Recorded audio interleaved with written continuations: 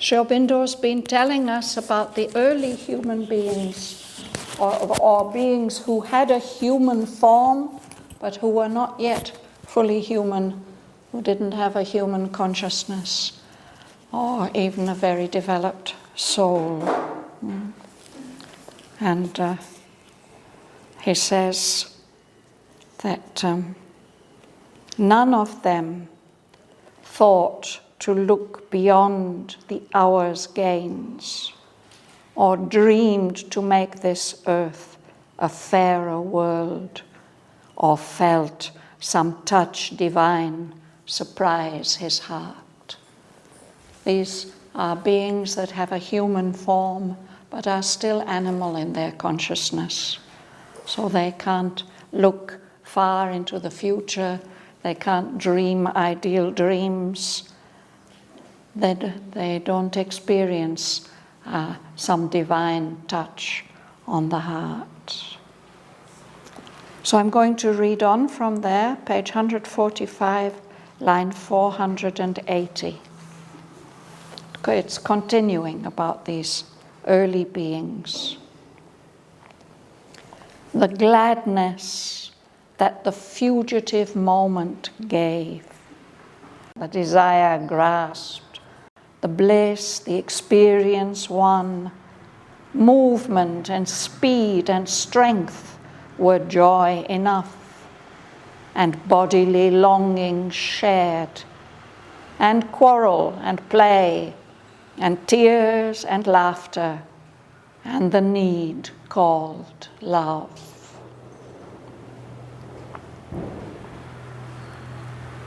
In war and clasp, these life wants joined the all-life, wrestlings of a divided unity, inflicting mutual grief and happiness in ignorance of the self forever one. Arming its creatures with delight and hope, a half-awakened nescience struggled there to know by sight and touch the outside of things. Instinct was formed. In memory's crowded sleep, the past lived on as in a bottomless sea. Inverting into half-thought the quickened sense, she felt around for truth with fumbling hands, clutched to her the little she could reach and seize, and put aside in her subconscient cave. So must the dim being grow in light and force, and rise to his higher destiny at last.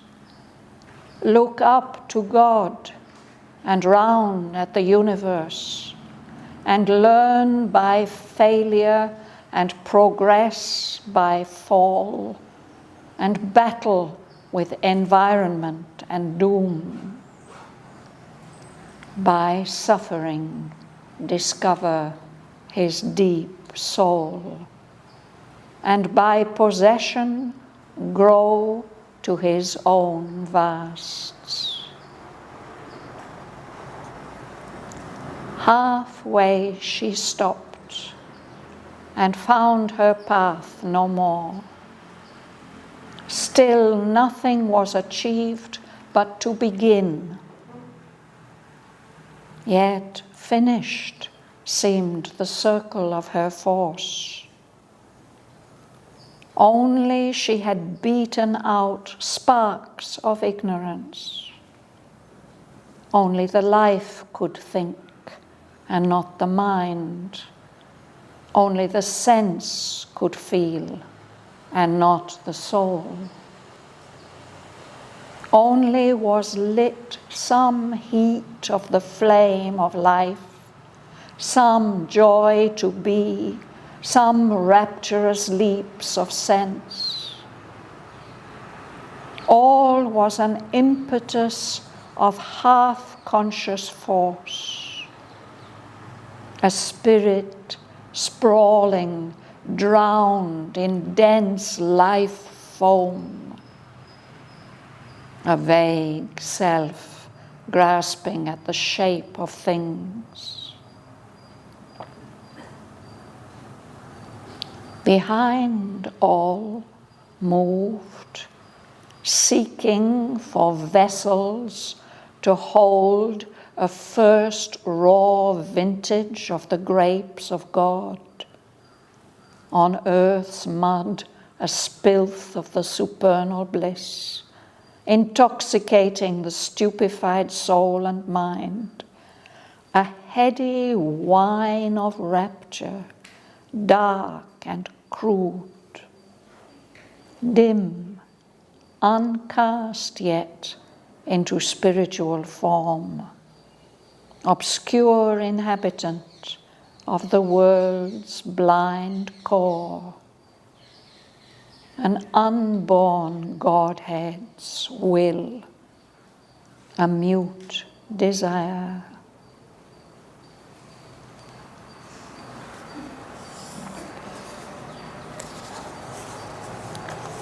In this section, Sri Aurobindo has been speaking about, Asvapati has been exploring the animal creation. In this canto, we see 3 levels of evolution. Life, simple life forms just beginning to emerge from matter. Then the more complex life forms, a vast variety of them, the animal kingdom. And last, in the next section, we will find the first beginning of mentalization in these conscious animal forms, the beginnings of the development of mind.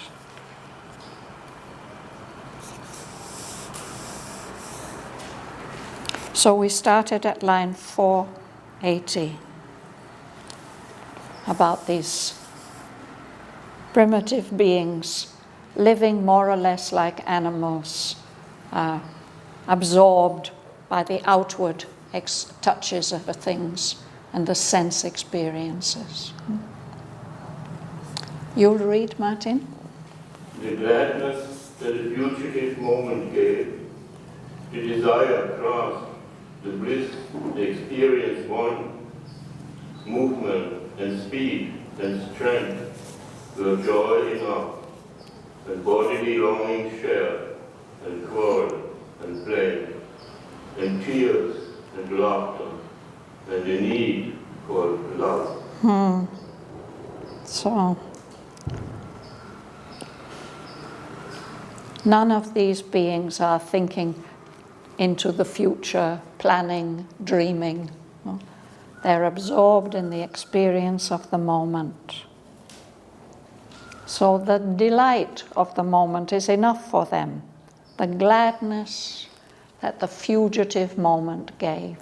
Just a moment's enjoyment.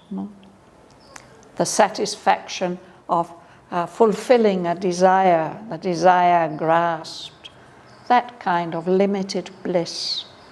That experience which is gained. And particularly movement and speed and strength. These are the joys that are enough for these beings, along with bodily longings shared, and quarrel and play, and tears and laughter, and the need called love.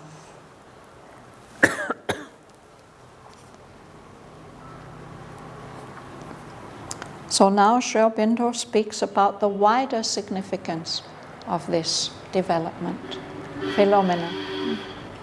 In war and last like once joined the all-life wrestlings of divided unity, inflicting mutual grief and happiness, in ignorance of the self for ever one. So these are beings who are living for their own delight.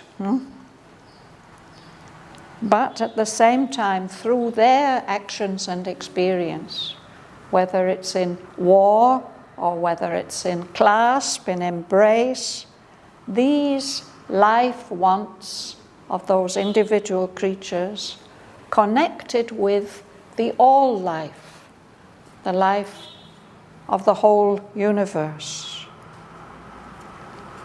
And these movements of theirs, war and clasp, he says, are wrestlings of a divided unity.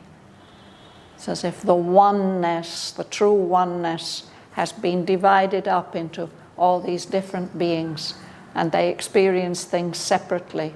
But nevertheless, their separate experience contributes to the all life, although they are not aware of it at all. Wrestlings. Wrestling, it's a kind of sport, where you grasp your opponent. You're embracing him, but it's also a conflict, a contest.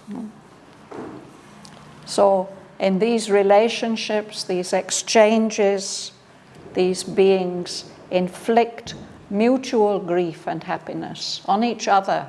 They cause unhappiness, pain, and happiness. And they do that without knowing at anything at all, in ignorance of the one self behind, who is forever one. In the line 484, yes. it is the need called love. It's Sri Aurobindo's way of telling us. Are they lacking love? We can almost see this as the description of the behavior of animals. Cats are like this, if you observe them. They play and they have fun, and they need things from each other. They need their sexual attraction and all that. So we might call it love, but he's hinting that this is not really love. This is something just. It's called love, yes. And it's based on physical contact. Even with human beings, even now you could see this. There's this element is in us as human beings also, yes, still, yes. Because we are still animals in large part of our physicality and our consciousness. So now he's going to speak about the consciousness which is behind all this. Bhavana. Arming its creatures with delight and hope. A half-awakened Nescience struggled there to know by sight and touch the outside of things. Nescience, a state of not knowing. And he refers to this state, this nescience, as she. All these creatures in that stage which Aswapati is seeing are her creatures. She's created them, brought them into existence. And she arms her creatures. She gives them strength and energy and force through the experience of delight, the experience of hope. And behind that behavior of her creatures, there's this nescience, this half-awakened state of not knowing, struggling to know through the senses, through sight and touch. It's struggling to gain knowledge about the outside of things, everything that we can touch with our senses. And now Sri Aurobindo mentions that two important tools of consciousness develop at this time. Kamala. Instinct was formed in memories crowded beneath. The past lived on us in a bottomless sea, inverting into all thought the quickened sense. She felt around for truth with foaming hands. Clutched to her the little she could reach and seize, and put aside in her subconscious state. Yes. So this is the stage, he says, in which instinct gets formed. This is such a very important element in animal development and in our development even. And there's something like memory forming. It's still not conscious memory. It's forming in a kind of sleep state. But that memory is getting packed full, crowded sleep. The past lives on in the individual consciousness, perhaps also in the group consciousness, as if it's somehow being stored in a bottomless sea, all these memories. So this nescience, this conscious power which is behind this stage of development, it's inverting into half thought the quickened sense. If something is pointing upwards, we can invert it and make it point downwards. Or if it's pointing downwards, we can invert it into the opposite direction. So these memories are sinking down in the consciousness, and this power turns them the other way up into something that's almost thought, almost conscious mind. It's in fact only the senses which have been aroused, made more alert, more intense. But it becomes almost something like thought. And that power is feeling around for truth. It's not just knowledge. She wants to know accurate knowledge. But she's only got these fumbling tools, not even really hands, but the senses. Fumbling. It's when in the dark we can't see and we are looking. We know something is there, how to find it. And she, whatever she can get hold of, she clutches onto it. Clutch to her the little she could reach and seize, and she stores it up in her subconscious cave. This is not yet overt consciousness.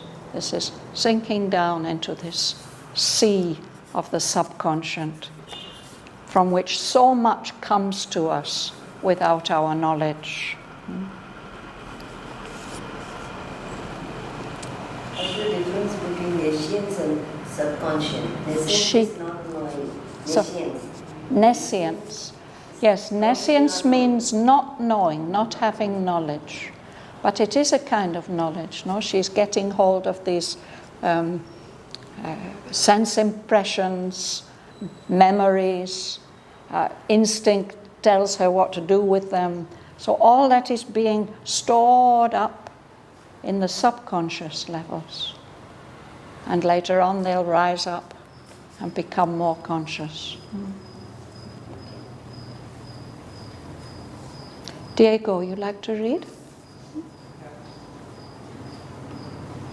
So must the dim being grow in light and force, and rise to his higher destiny at last, and look up to God and round at the universe, and learn by failure and progress by fall, and battle with environment and doom, by suffering discover his deep soul, and by possession grow to his own vasts. So interesting. It seems just like fumbling around and nescience and subconscious, but this is the way that evolution, the evolution of consciousness, comes about. So this dim being, the conscious being within that is still half asleep, it has to grow in light and force, in strength, and in this way rise up to his higher destiny at last. That's how we will evolve towards our not only higher but highest destiny.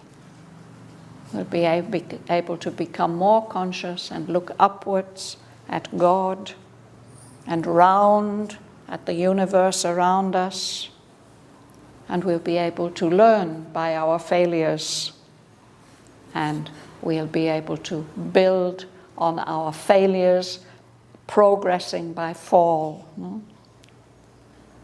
And we'll be able to battle with all the obstructions that the environment presents to us, that the universe faces us with, and doom, even disaster. By suffering, the dim being will discover his deep soul. And by possession, by becoming master of his experience, he will grow into his own vasts, his own wide spaces. At the moment he's confined to just this little being with its small sensory perceptions. But the destiny of each of those individual beings is much vaster.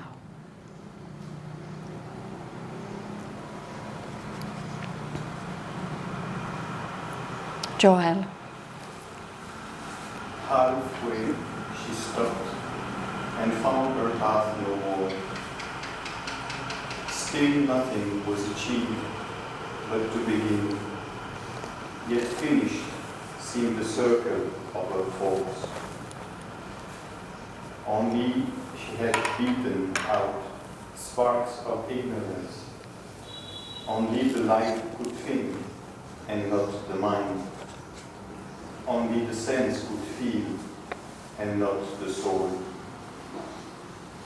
Only was lit some heat of the flame of life, some joy to be, some rapturous leaps of sense. So a certain amount has been achieved by this stage of animal consciousness. But this half-awakened nescience, she can't go any further. Halfway she stopped. She can't find a way to move further, to develop further. And still nothing has been achieved except just a beginning. But she doesn't seem to have the strength, the power to go any further. Yet finished seemed the circle of her force, as if she's done everything that she can do in her limitations. So what has she done? She's beaten out sparks of ignorance, little flashes of light. And only the life could think. Some consciousness that is there in the life being, not yet the mind. The mind has not yet been developed. Only the sense could feel, all these outer senses. The soul, so far it hasn't learned to feel. some heat, some warmth and enthusiasm of the flame of life has been lit. There's some delight, some joy to be, some rapturous leap of sense. Sometimes those sense experiences become very intense and delightful. Will you read, please? Yeah. All was an impetus of half-conscious force, a spirit sprawling, drowned in dense life form, a vague self-grasping for the shape of things. That's all there is at this stage. There's an impetus, a push, a drive of half-conscious force, of energy, shapeless energy. There's a spirit there, but this spirit is as if drowned in thick foam, dense life foam. Of course, we have foam on the top of water that's moving quickly, but this sounds something a bit more polluted. You know, the foam is really dense, and there the spirit is as if trapped in that dense life form of sense impressions. It's a vague self, grasping, trying to get hold of the shape of things around it.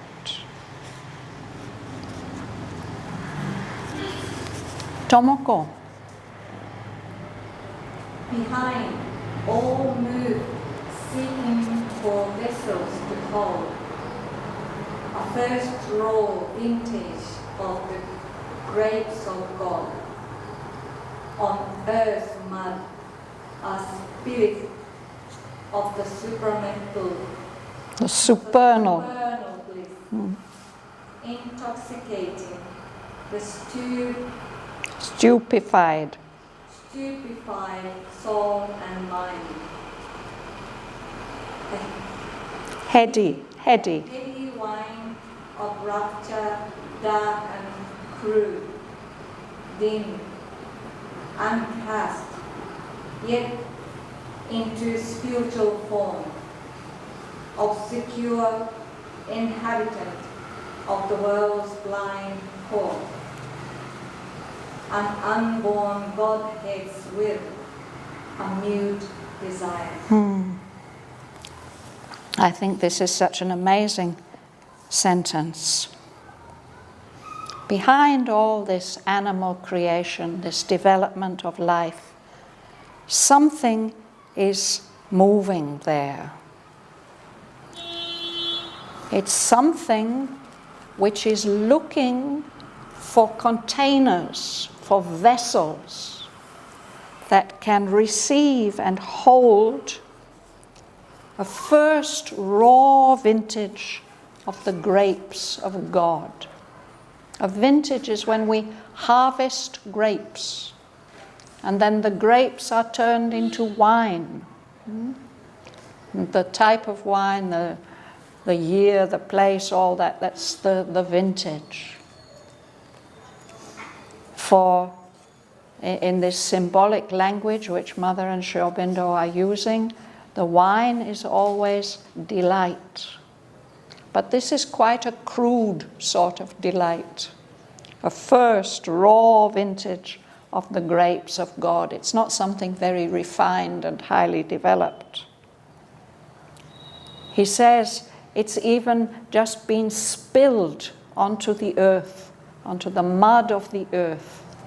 But what it is like an overflowing of the supreme bliss, the supreme ananda and delight.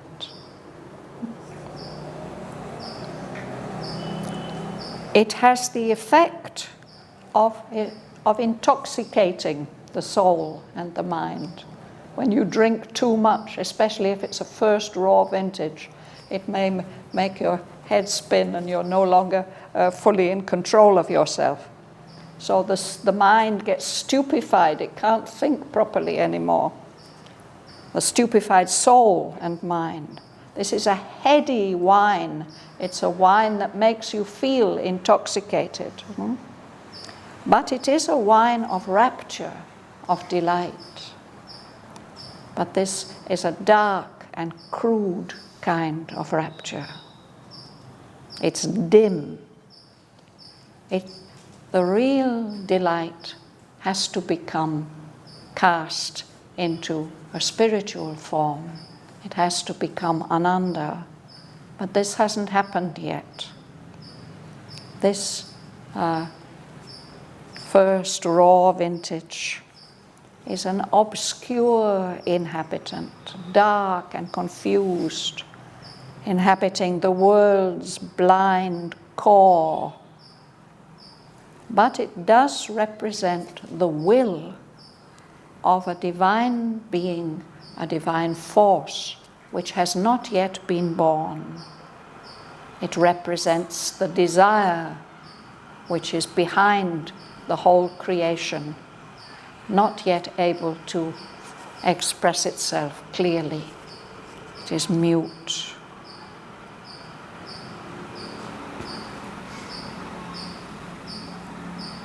That's what Aswapati perceives behind this animal creation with all these many different forms he's been describing, the reptiles and the dinosaurs and the butterflies and the various different kinds of animals, and these human beings who have an animal consciousness still. So that is the close of this second stage about the animal creation. And now in the last section, in a very mysterious way, Sri Aurobindo describes how in this life consciousness, something like mind begins to emerge.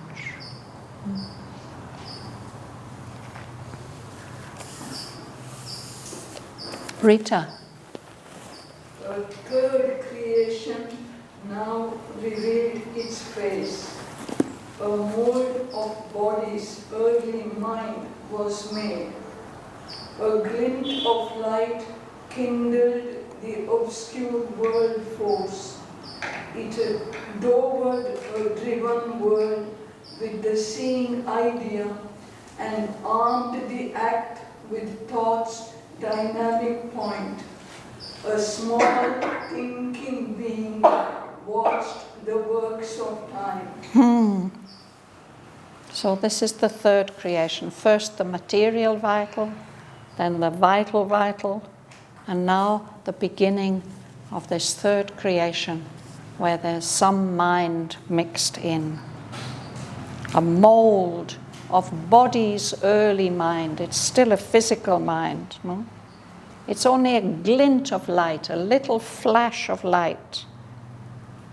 But it kindles, it sets on fire the obscure world force. To dower, we know that word endow, to give, to bestow something. No? So this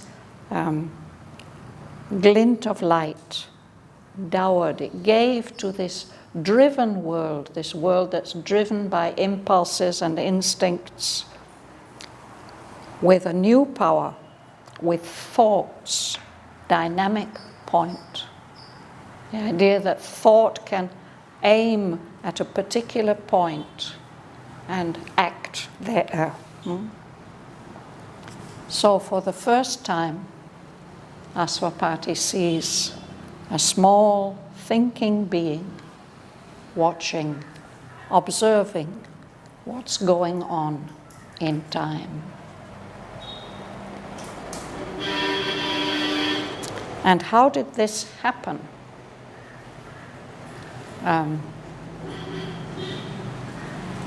I've forgotten your name, dear, from Brazil. Yes, sorry, I've forgotten your name. Would you like to read? A difficulty, yeah. Evolution from long, count and mask integration from above. Else this great, plain, inconscient universe could never have disclosed its free mind, or even in blankets, walked in vast and many. The intelligence that devised the cosmic scheme, yes. So he's telling us how this process of evolution works. Here he's telling it in a particular context, but in fact this is the way evolution always works. There's a difficult evolution from below. Something is moving or aspiring to move, and that calls to a masked intervention from above. A power comes down. We saw it described very, very beautifully at the end of Canto 3 with the descent of the life force into the material world.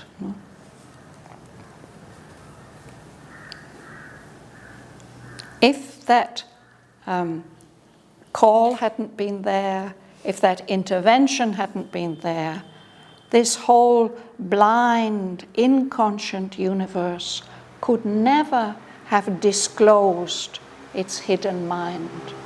The possibility of mind has been there in the material universe from the very, very beginning, but it's been hidden. So how can it reveal itself? How can it disclose itself? There has to be this combination of a urge, a longing from below, and the response from above.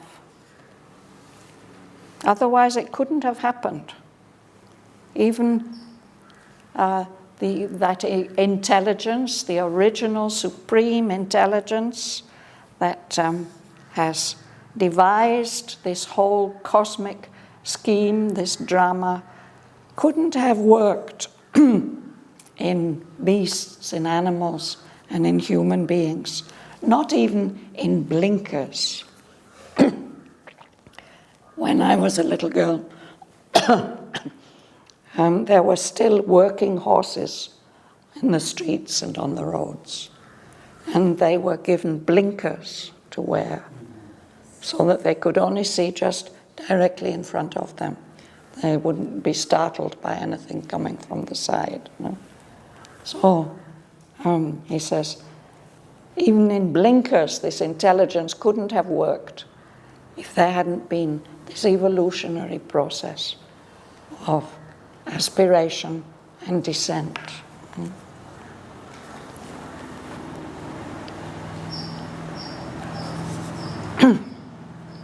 Matthias. At first he saw a dim, obscure mind power, moving concealed by matter with dumb light. The current thin, it streamed in light's vast flow, tossing and drifting under a drifting sky, amid the surge and glimmering, tremulous wash, released in splash of sense and feeling's waves. So he sees it again as if something is happening in a sea. A dim, obscure mind power is moving. We can't see it because it's hidden by the movements of matter and that dumb, unconscious life.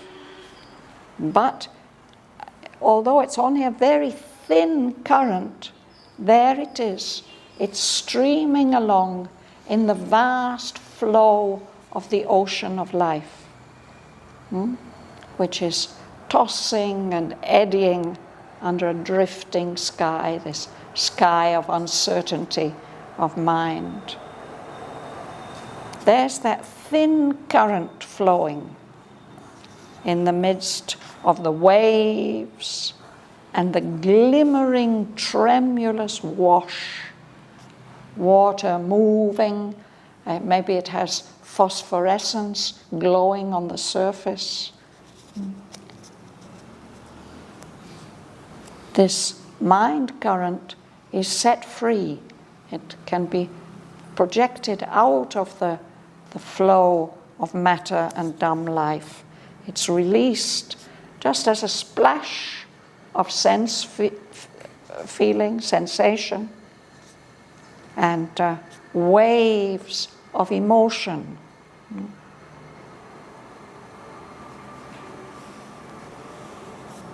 Shraddhavan, Yes. who do you think was given, who or what was given the intervention in line 531? I think it is that intelligence from above. There's the intelligence that has devised the world scheme, but in order for it to become active in this material world, there was needed this evolutionary call, the call from below, and then the intervention comes from above. Yeah? In a way, this is what is shown in Sri Aurobindo's symbol. No? There's the upward pointing triangle, and in response there's the downward pointing triangle. And where they meet, there is the actual manifestation. And of course we have it in a static symbol, but it's actually moving. Something's always moving upwards. And the more it moves upwards, the deeper something comes down. So eventually, when it moves up high enough, then even matter can become conscious. But we are far from that just yet.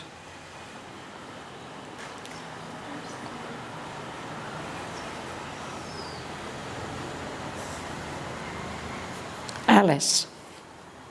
In the deep midst of an insentient world, its huddled waves and foam of consciousness ran, pressing and eddying through a narrow strait, carrying experience in its crowded pace. So it's this thin current of mind power. No?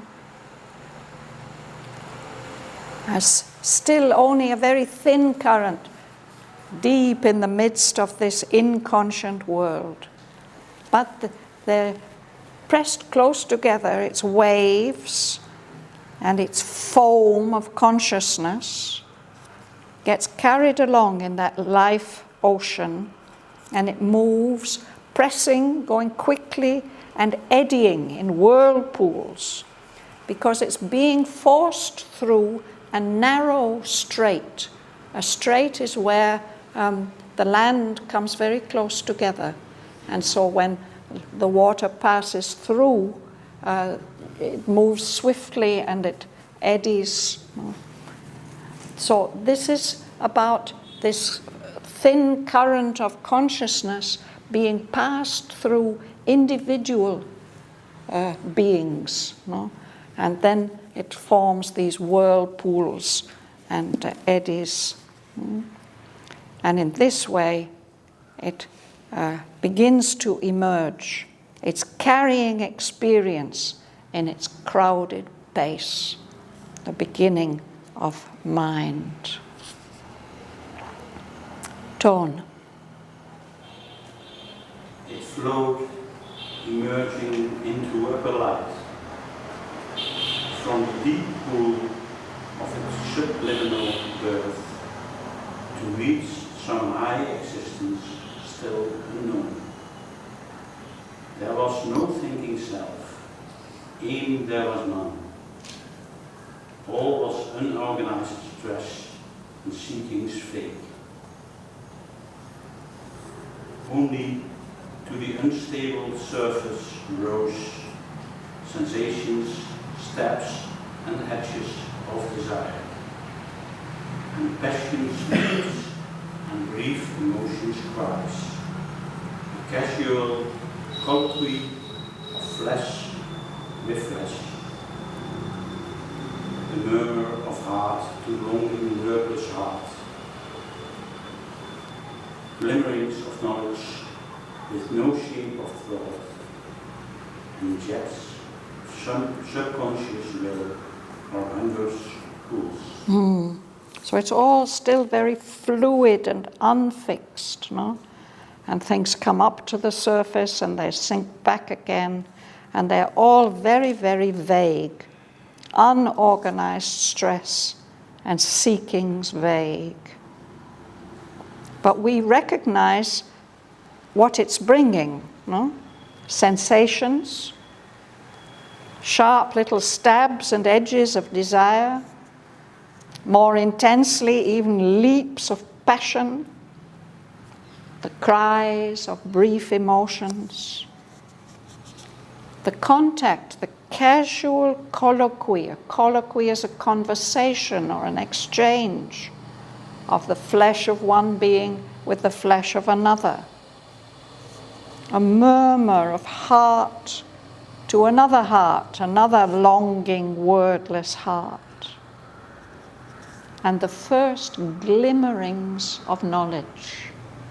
But there's no shape of thought. That knowledge can't be expressed or communicated. And there are little jets, sharp little outbursts of subconscious will or the pulls of hunger. These are the kind of experiences that are happening. If the hunger is not the real hunger, some other meaning, no? It's not the real hunger. Well, it can be the hunger, the need for something, craving something like that. Yeah. Do you like to read? No.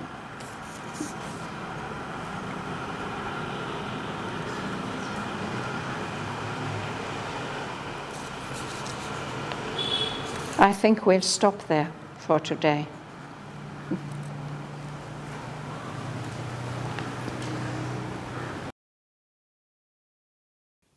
The gladness that the fugitive moment gave, the desire grasped, the bliss, the experience won, movement and speed and strength were joy enough, and bodily longing shared, and quarrel and play, and tears and laughter, and the need called love.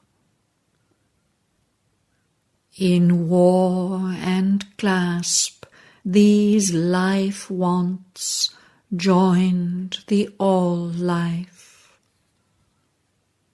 Wrestlings of a divided unity, inflicting mutual grief and happiness, in ignorance of the self forever one.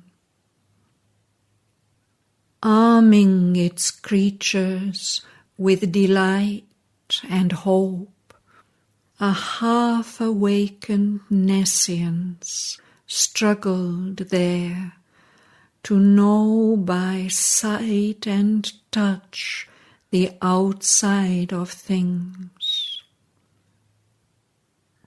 Instinct was formed. In memory's crowded sleep, the past lived on as in a bottomless sea. Inverting into half-thought the quickened sense, she felt around for truth with fumbling hands. Clutched to her the little she could reach and seize and put aside in her subconscient cave. So must the dim being grow in light and force and rise to his higher destiny at last. Look up to God and round at the universe, and learn by failure, and progress by fall, and battle with environment and doom. By suffering discover his deep soul, and by possession grow to his own vasts. Halfway she stopped and found her path no more. Still nothing was achieved but to begin, yet finished seemed the circle of her force. Only she had beaten out sparks of ignorance. Only the life could think, and not the mind. Only the sense could feel, and not the soul. Only was lit some heat of the flame of life, some joy to be, some rapturous leaps of sense. All was an impetus of half-conscious force, a spirit sprawling, drowned in dense life foam, a vague self grasping at the shape of things. Behind all moved, seeking for vessels to hold a first raw vintage of the grapes of God, on earth's mud, a spilth of the supernal bliss, intoxicating the stupefied soul and mind, a heady wine of rapture dark and crude, dim, uncast yet into spiritual form, obscure inhabitant of the world's blind core, an unborn Godhead's will, a mute desire. A third creation now revealed its face. A mould of body's early mind was made. A glint of light kindled the obscure world force. It dowered a driven world with the seeing idea, and armed the act with thought's dynamic point. A small thinking being watched the works of time. A difficult evolution from below called a masked intervention from above. Else this great, blind, inconscient universe could never have disclosed its hidden mind, or even in blinkers worked in beast and man the intelligence that devised the cosmic scheme. At first he saw a dim, obscure mind power, moving concealed by matter and dumb life. A current thin, it streamed in life's vast flow, tossing and drifting under a drifting sky, amid the surge and glimmering tremulous wash, released in splash of sense and feeling's waves. In the deep midst of an insentient world, Its huddled waves and foam of consciousness ran, pressing and eddying through a narrow strait, carrying experience in its crowded pace. It flowed, emerging into upper light from the deep pool of its subliminal birth, to reach some high existence still unknown. There was no thinking self, aim there was none.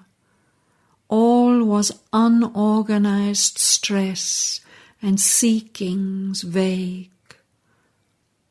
Only to the unstable surface rose sensations, stabs and edges of desire, and passion's leaps and brief emotion's cries. A casual colloquy of flesh with flesh, a murmur of heart to longing wordless heart, glimmerings of knowledge with no shape of thought, and jets of subconscious will or hunger's pulse.